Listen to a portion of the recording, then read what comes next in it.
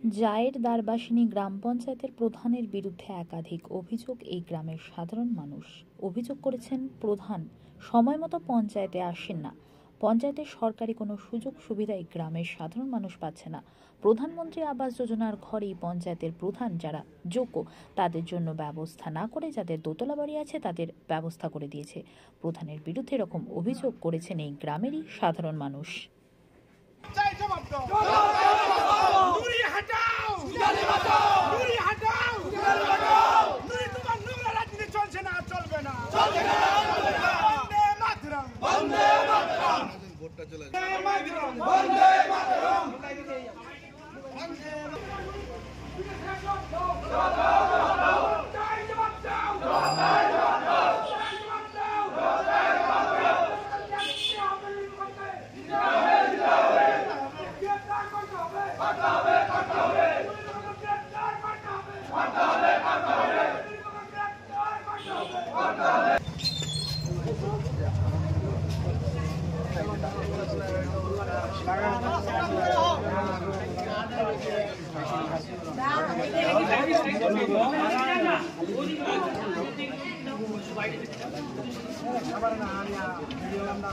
चार पाँच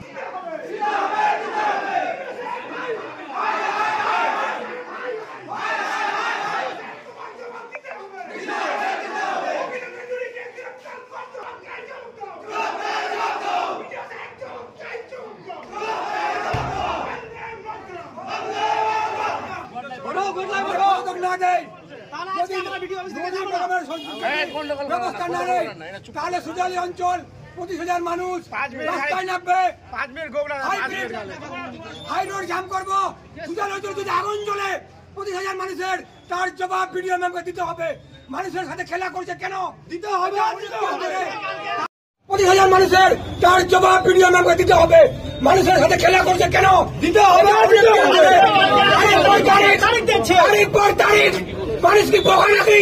সুজালি অঞ্চলের মানুষ 25,000 এক জায়গায় আছে, একে মানুষের খেলা করে ভিডিও ম্যাম প্রমাণিত হয়ে গেছে। এখনো কেন কথা হচ্ছে না? কেন ওর ব্যবস্থা নিচ্ছে না? ও তো জেল হওয়া দরকার, ইতিমধ্যে জেল দিতে হবে, আজকে জেল দিতে হবে তাকে। এটা ভিডিও ম্যাম আছে আমাদের সমস্ত মানুষের আর্জি থাকলো, আবেদন থাকলো।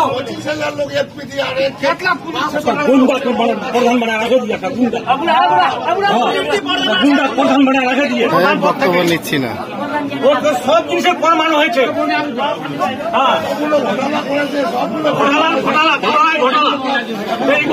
সবাই যুক্ত হয়ে গেছে, কোটি টাকা লুট করেছে, কি যুক্ত হয়ে গেল 500,000 কোটি টাকার মালিক। এই 5 সালে কোথায় পেল? মানুষকে রক্ত শোধন করেছে। 4,000 কোটি টাকার মালিক হয়ে গেল 4-5 বছরে।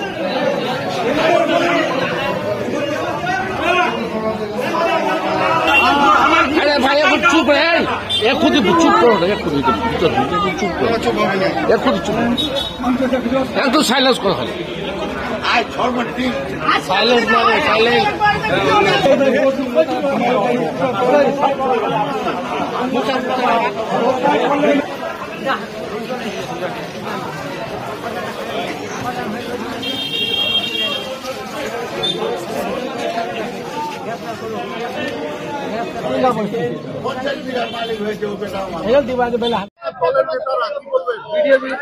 দেখেন স্যার, প্রায় 20 মাস ধরে আমরা বিডিওর কাছে, থানায়, মানে যেখানে যেখানে যেতে বললো সব জায়গায় আমরা গেলাম।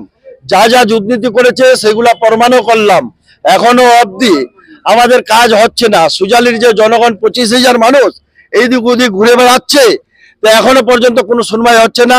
প্রধান নুরি বেগমের বিরুদ্ধে কোনো আজ পর্যন্ত এফআইআর হলো না, কারণ উনি যতগুলা সুজালিতে কাজ করেছে, যা দুর্নীতি করেছে প্রমাণ হওয়া সত্ত্বেও এফআইআর হলো কেন না? সেই জন্য মানুষ বিডিওর কাছে, প্রশাসনের কাছে জবাব চাচ্ছে। কি জবাব পেলেন?